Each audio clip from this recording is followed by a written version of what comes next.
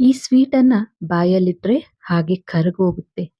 ಅಷ್ಟು ಸಾಫ್ಟ್ ಆಗಿ, ಅಷ್ಟು ಟೇಸ್ಟಿಯಾಗಿರುತ್ತೆ.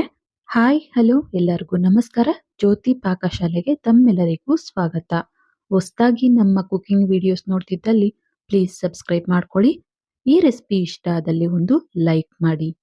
ಈ ವಿಡಿಯೋದಲ್ಲಿ ನಾನು ಸಿಂಪಲ್ ಆಗಿ ಟೇಸ್ಟಿಯಾದಂತಹ ಸ್ವೀಟ್ ರೆಸಿಪಿನ ನಿಮ್ಮೊಂದಿಗೆ ಶೇರ್ ಮಾಡ್ಕೊಳ್ತಾ ಇದ್ದೇನೆ. ಅದರಲ್ಲೂ ಮಿಕ್ಕಿರುವಂತಹ ಅನ್ನದಿಂದ ಮಾಡಿರುವಂತಹ ಸ್ವೀಟ್ ರೆಸಿಪಿ ಅಂತಲೇ ಹೇಳ್ಬೋದು.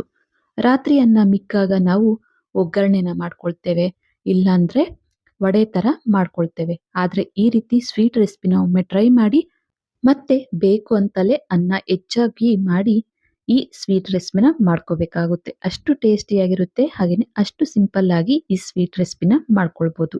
ಬನ್ನಿ ಈ ಸಿಂಪಲ್ ಆದಂತಹ ಸ್ವೀಟ್ ರೆಸಿಪಿನ ಯಾವ ರೀತಿ ಮಾಡೋದು ಅಂತ ನೋಡೋಣ.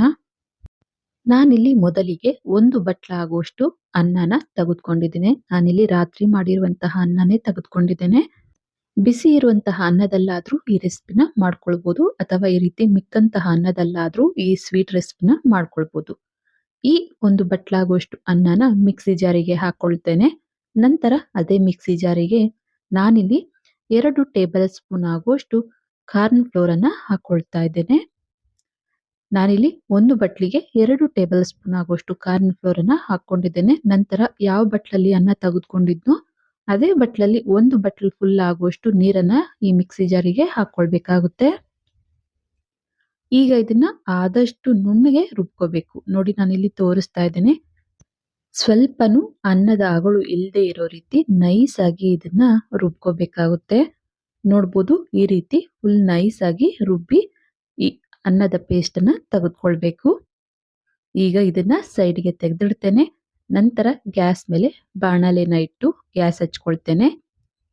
ಈ ಬಾಣಲೆಗೆ 1 ಟೀ ಸ್ಪೂನ್ ಆಗುವಷ್ಟು ತುಪ್ಪನ ಹಾಕೊಳ್ತಾ ಇದ್ದೇನೆ.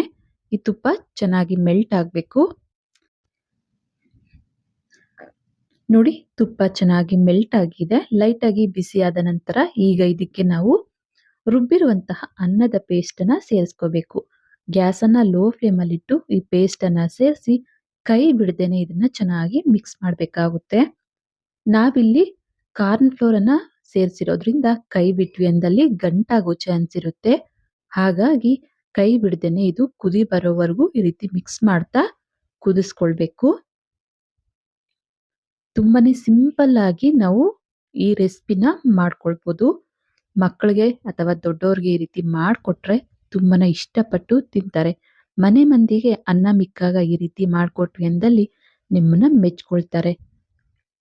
ನೋಡ್ಬೋದು, ಈ ರೀತಿ ಚೆನ್ನಾಗಿ ಮಿಕ್ಸ್ ಮಾಡ್ತಾನೆ ಇದನ್ನ ಕುದಿಸ್ಬೇಕಾಗುತ್ತೆ. ಕೈ ಬಿಟ್ರೆ ತಳ ಹಿಡಿಯೋ ಚಾನ್ಸ್ ಇರುತ್ತೆ. ಇದು ಸ್ವಲ್ಪ ಕುದಿ ಬರೋವರೆಗೂ ಮಿಕ್ಸ್ ಮಾಡ್ತಾ ಇರಬೇಕು. ಗ್ಯಾಸ್ ಅನ್ನ ಆದಷ್ಟು ಲೋ ಫ್ಲೇಮ್ ಅಲ್ಲಿ ಇಟ್ಟು ಇದನ್ನ ಕುದಿಸ್ಬೇಕು. ನೋಡ್ಬೋದು, ಇಲ್ಲಿ ಕುದಿ ಬರ್ತಿದೆ. ಈ ರೀತಿ ಕುದಿ ಬಂದಾಗ ಯಾವ ಕಪ್ಪಲ್ಲಿ ಅನ್ನ ತಗೊಂಡಿದ್ನೋ ಅದೇ ಕಪ್ಪಲ್ಲಿ ಅರ್ಧ ಕಪ್ ಆಗುವಷ್ಟು ಸಕ್ಕರೆನ ಹಾಕೊಳ್ತಾ ಇದ್ದೇನೆ. ಸ್ವೀಟ್ನೆಸ್ ಅರ್ಧ ಕಪ್ಪಿಗೆ ಕರೆಕ್ಟ್ ಆಗಿರುತ್ತೆ. ಇನ್ನು ಕಮ್ಮಿ ಬೇಕು ಅಂದಲ್ಲಿ ಇನ್ ಸ್ವಲ್ಪ ಕಮ್ಮಿ ಆದ್ರೂ ಹಾಕೊಳ್ಬೋದು. ಈ ಸಕ್ಕರೆನ ಹಾಕಿದ ನಂತರ ಈ ಮೆಲ್ಟ್ ಆಗಿ ಈ ರೀತಿ ಸ್ವಲ್ಪ ಲಿಕ್ವಿಡ್ ಆಗುತ್ತೆ. ಇದನ್ನ ಇದೇ ರೀತಿ ಮಿಕ್ಸ್ ಮಾಡ್ಕೊಳ್ತಾ ಕುದಿಸ್ಬೇಕಾಗುತ್ತೆ.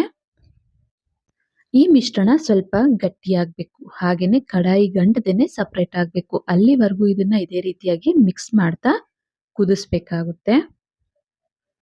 ಸಕ್ಕರೆನ ಸೇರಿಸಿ 1-2 ನಿಮಿಷ ಬೇಯಿಸಿದ ನಂತರ ಇದಕ್ಕೆ 1/4 ಟೀ ಸ್ಪೂನ್ ಆಗುವಷ್ಟು ಏಲಕ್ಕಿ ಪುಡಿ, ನಂತರ ಇದಕ್ಕೆ 1 ಚಿಟಿಕೆ ಆಗುವಷ್ಟು ಯೆಲ್ಲೋ ಫುಡ್ ಕಲರ್ ಅನ್ನ ನಾನಿಲ್ಲಿ ಹಾಕೊಳ್ತಾ ಇದ್ದೇನೆ. ಆಪ್ಷನಲ್, ಬೇಕು ಅಂದಲ್ಲಿ ಹಾಕೊಳ್ಬೋದು, ಇಲ್ಲ ಅಂದಲ್ಲಿ ಸ್ಕಿಪ್ ಮಾಡ್ಬೋದು. ಮಕ್ಕಳಿಗೆ ಕಲರ್ಫುಲ್ ಆಗಿದ್ರೆ ತಿಂತಾರೆ ಇಷ್ಟಪಟ್ಟು ಅಂತ ನಾನಿಲ್ಲಿ ಫುಡ್ ಕಲರ್ ಅನ್ನ ಮಿಕ್ಸ್ ಮಾಡ್ತಾ ಇದ್ದೇನೆ. ನಂತರ 1 ಟೀ ಸ್ಪೂನ್ ಆಗುವಷ್ಟು ತುಪ್ಪನ ಸೇರಿಸಿ ಚೆನ್ನಾಗಿ ಇದನ್ನ ಮಿಕ್ಸ್ ಮಾಡಬೇಕಾಗುತ್ತೆ. ಗ್ಯಾಸ್ ಅನ್ನ ಲೋ ಫ್ಲೇಮ್ ಅಲ್ಲಿ ಇಟ್ಟೆ ಇದನ್ನ ಕುದಿಸ್ಕೊಳ್ಬೇಕು. ಅದು ಕುದಿಯೋ ಹೊತ್ತಿಗೆ ನಾನಿಲ್ಲಿ ಒಂದು ತಟ್ಟೆನ ತೆಗೆದುಕೊಂಡಿದ್ದೇನೆ. ಈ ತಟ್ಟೆಗೆ ಸ್ವಲ್ಪ ತುಪ್ಪನ ಈ ರೀತಿ ಸ್ಪ್ರೆಡ್ ಮಾಡ್ತಾ ಇದ್ದೇನೆ. ಈ ಸ್ವೀಟ್ ರೆಡಿ ಆಗಿದ್ದೇನೆ ಈ ತಟ್ಟೆಗೆ ಹಾಕಿ ತಣ್ಣಗಾಗ್ಲಿಕ್ಕೆ ಬಿಡಬೇಕು. ಹಾಗಾಗಿ ಮೊದಲಿಗೆನೆ ನಾನಿಲ್ಲಿ ತಟ್ಟೆಗೆ ತುಪ್ಪನ ಈ ರೀತಿ ಸ್ಪ್ರೆಡ್ ಮಾಡಿ ಇಡ್ತಾ ಇದ್ದೇನೆ. ಈಗ ಈ ತಟ್ಟೆನ ಸೈಡ್ಗಿಟ್ಟು ನೋಡ್ಬೋದು, ಈ ಅನ್ನದ ಪೇಸ್ಟ್ ಮಿಶ್ರಣ ಗಟ್ಟಿ ಆಗ್ತಾ ಬರ್ತಿದೆ.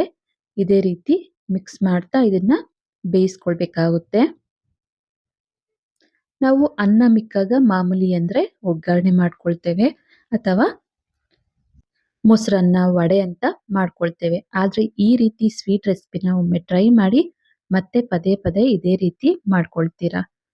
ಈಗ ಸ್ವಲ್ಪ ಇದಕ್ಕೆ ಸಣ್ಣದಾಗಿ ಕಟ್ ಮಾಡಿರುವಂತಹ ಗೋಡಂಬಿ, ಅನಂತರ 1 ಟೇಬಲ್ ಸ್ಪೂನ್ ಆಗುವಷ್ಟು ವಾಟರ್ ಮೆಲನ್ ಸೀಡ್ಸ್ ನ ಹಾಕೊಳ್ತಾ ಇದ್ದೇನೆ.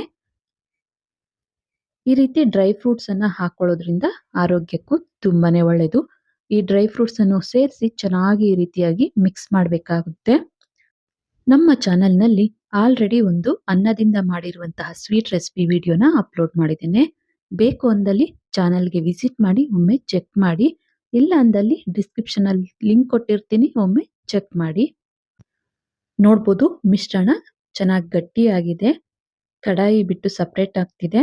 ಇಷ್ಟು ಅದ ಬೇಯಿಸಿದ್ರೆ ಸಾಕು. ಈಗ ಗ್ಯಾಸ್ ಅನ್ನು ಆಫ್ ಮಾಡಿ ಈ ಮಿಶ್ರಣನ ಮೊದಲಿಗೆ ನಾವು ತಟ್ಟೆಗೆ ತುಪ್ಪನ ಸವರಿ ಇಟ್ಟಿದ್ವಲ್ಲ, ಆ ತಟ್ಟೆಗೆ ಈ ಮಿಶ್ರಣ ಹಾಕೊಳ್ಬೇಕಾಗುತ್ತೆ.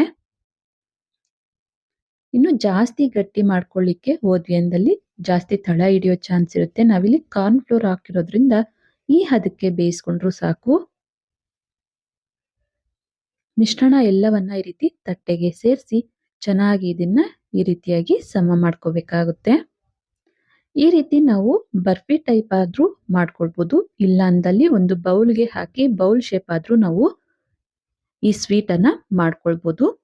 ಇದನ್ನ ಫುಲ್ ತಣ್ಣಗಾಗ್ಲಿಕ್ಕೆ ಬಿಡ್ಬೇಕಾಗುತ್ತೆ. ನಾನಿಲ್ಲಿ ಒಂದ್ 2 ಗಂಟೆ ಇದನ್ನ ತಣ್ಣಗಾಗ್ಲಿಕ್ಕೆ ಬಿಟ್ಟಿದ್ದೆ. ನೋಡ್ಬೋದು ಚೆನ್ನಾಗಿ ಇದು ತಣ್ಣಗಾಗಿ ತಟ್ಟೆಯಿಂದ ಸಪರೇಟ್ ಆಗ್ತಿದೆ.